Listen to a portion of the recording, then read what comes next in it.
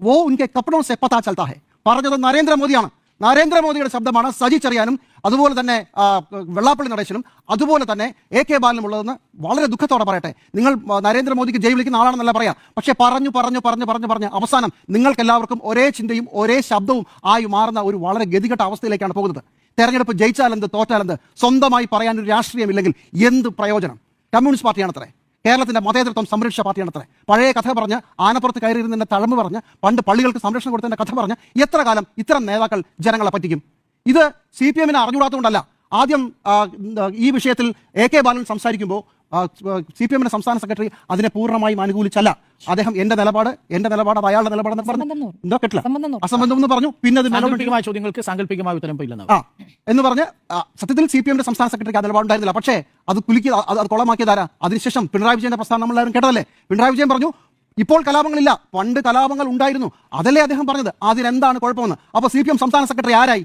CPM-നെ ഭരിക്കുന്നത് CPM-ന്റെ സംസ്ഥാന കമ്മിറ്റിയാണോ, സംസ്ഥാന നേതൃത്വമാണോ, സംസ്ഥാന സെക്രട്ടറിയാണോ, അതോ മുഖ്യമന്ത്രി പിണറായി വിജയനാണോ? അങ്ങനെയല്ലേ പറയാൻ പറ്റൂ.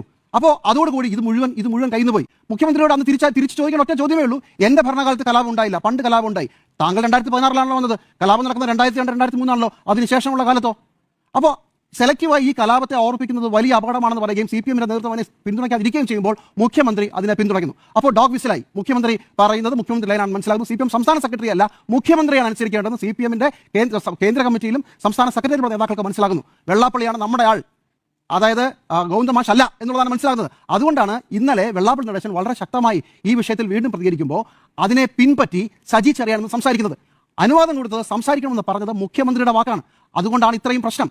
ഇത് ഒരു ഘട്ടം കഴിഞ്ഞാൽ നമുക്ക് ഇത് സജി ചെറിയാനെ തിരുത്തുമോ തിരുത്തില്ലയോ എന്ന ചോദ്യത്തിന് സജി ചെറിയാനെ തിരുത്താനുള്ള ധൈര്യം വെള്ളാപ്പള്ളി CPM-ന്റെ സംസ്ഥാന സെക്രട്ടറിക്ക് കൈവശം വന്നിരിക്കുന്നു എന്നുള്ളത് അങ്ങനത്തെ അർത്ഥം. ഇന്ന് നോക്കൂ, ഇന്ന് സംസാരിക്കുമ്പോൾ അദ്ദേഹം CPM-ന്റെ സംസ്ഥാന സെക്രട്ടറി ഒന്നും പറയാതെ മിണ്ടാതെ അങ്ങ് മാറിപ്പോവുകയാണ് ചെയ്തത്.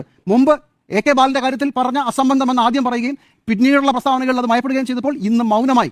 ചുരുക്കത്തിൽ CPM പിണറായി വിജയൻ ആൻഡ് കോ എന്ന കമ്പനിയുടെ കയ്യിലായതുകൊണ്ട് പാർട്ടി നിലപാടും പാർട്ടി നയവുമില്ല. വെള്ളാപ്പള്ളി നടേശൻ തൂക്കിയ വഴിയെ പിണറായി വിജയൻ കൊളുത്തി വെച്ചിരിക്കുന്ന വിളക്കാണ്, അതിലെ ആളുകൾ പോവുകയാണ്. വളരെ വലിയ അപകടമാണ്. ഒന്നുകൂടെ ആവർത്തിക്കുന്നു, തെരഞ്ഞെടുപ്പ് ജയിച്ചാലും തോറ്റാലും രാഷ്ട്രീയമില്ലെങ്കിൽ എന്ത് പ്രയോജനം?